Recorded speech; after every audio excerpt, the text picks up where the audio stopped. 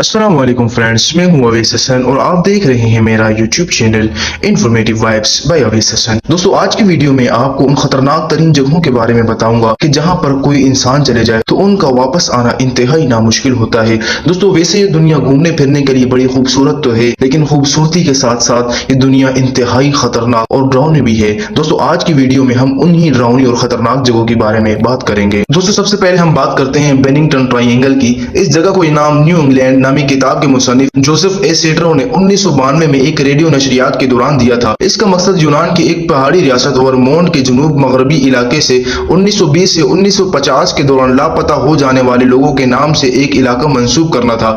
ये नाम फिर मजीद दो कुतुब के जरिए जुबान ज़द-ए-आम हुआ, जिनमें एक किताब शैडो चाइल्ड है। इसने कई अबवाब इन लापता लोगों के तज़किरे के लिए खास कर रखे हैं। जोसेफ इस इलाके को भी ब्रिज वाटर ट्रायंगल के मुमासिल करार देता है। जोसेफ की कुतुब के मुताबिक मुकामी लोग इस इलाके में पुरअसरार तौर पर लापता हो जाने वालों के मुताल्लिक अजीबोगरीब कहानियां सुनाते हैं। ये पुरअसरार गुमशुदगियां 1940 के अशरे में अपने उरूज पर पहुंच गई थी। ऐसी ही कहानियों में से एक मशहूर कहानी एक अमरीकी तालिबा पाउला जेन वेल्डन की है, जो इस जगह सैर के लिए आई तो थी और 1946 में यहाँ हाइकिंग करते हुए लापता हो गई। इसी तरह 1945 में 74 साल मिडी रिवर्स 4 शिकारियों के ग्रुप गाइड के तौर पर उनके साथ यहाँ आया और यहाँ से गायब हो गया। 1949 में जेम्स स्टेटफोर्ड नामी एक तजर्बाकार हाइकर यहाँ से लापता हो गया और फिर उसे किसी ने नहीं देखा। एक एनी शाहिद के मुताबिक जेम्स यहाँ आने के लिए बस में सवार तो हुआ था, मगर आखिरी स्टॉप के आने से पहले ही उसे जमीन खा गई या आसमान निकल गया। किसी को कभी भी कुछ ना पता चल सका। चौथा गुमशुदा फर्द एक 8 साल बच्चा पाउल जेफसन था। ये बच्चा भी 1950 में लापता हुआ।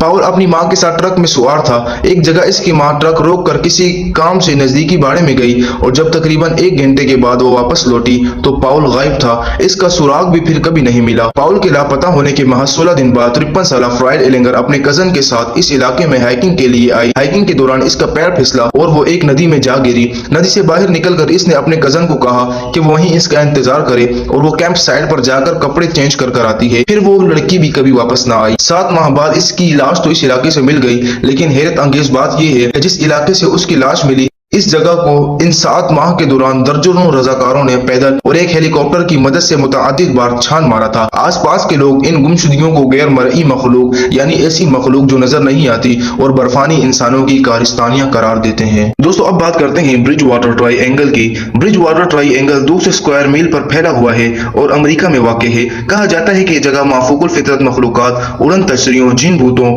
आतिशी बगोलों, बर्फानी इंसान, बड़े बड़े अजदों, देवहिकल यानी बहुत बड़े बड़े परिंदों का मस्कन। इस जगह का जिक्र सबसे पहले 1974 के अशरे में लोरियन कोलमैन नामी एक शख्स ने अपनी किताब मिस्टीरियस अमेरिका में किया। यहाँ एक हिस्सा स्वाम्प कहलाता है। रिवायात के मुताबिक ये वो जगह है जहाँ उनके नजदीक रूहें रहती हैं। ब्रिज वाटर ट्रायंगल में मुख्तलिफ चट्टानें और जंगल भी वाक़ हैं। इन चट्टानों के नाम डिक्टन रॉक और प्रोफाइल रॉक हैं। कहा जाता है कि अमेरिका के कदीम मुकामी कबाइल के तारीखी किरदार अनावान ने अपने बादशाह फिलिप से कोड़ियों की लड़ियों से बनी हुई रिवायती तलवार एजाज के तौर पर पाई थी। मशहूर है कि आज भी रात को बाजू फैलाए हुए एक शख्स उनकी शक्ल में एक चट्टान के ऊपर नजर आता है। ब्रिज वाटर ट्रायंगल में वाक़े Freetown Fall River state forest के मुतालिक कहा जाता है कि वो जगह है जहां कदीम अमेरिकी मुकामी कबायली जानवरों की कुर्बानी किया करते थे।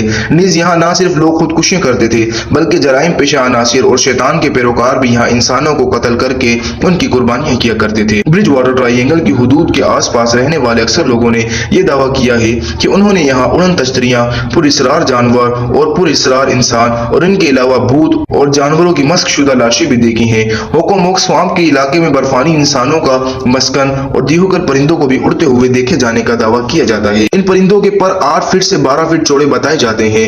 इसी तरह का एक दावा नॉर्टनी के एक पुलिस सार्जेंट थॉमस ड्राउनी ने भी किया। इस दावे की अहमियत यह है कि सार्जेंट थॉमस ने इस दावे को बाकायदा अपनी सरकारी रिपोर्ट में दर्ज किया। 1998 में मुकामी पुलिस को 2 वाकयात की छानबीन करने की जिम्मेदारी सौंपी गई, जिनमें एक गाय और कुछ बछड़ों के कटे हुए पांव मस्क शुदा लाशें जंगल में मुख्तलिफ जगहों पर पाए गए थे। रिवायात में मशहूर है कि जब मकामी कदीम कबाइल यूरोप से आने वाले लोगों के आगे मगलूब हो गए तो उन्होंने सदियों पहले इस इलाके को बद्दुआ दी थी। इस वक्त से ये जगह आसिफ ज़दा हो गई। दोस्तों, उम्मीद करता हूँ कि आपको वीडियो पसंद आई होगी। इसी तरह की अच्छी वीडियो हासिल करने के लिए मेरे चैनल को सब्सक्राइब कर दीजिए। अस्सलाम वालेकुम व रहमतुल्लाह।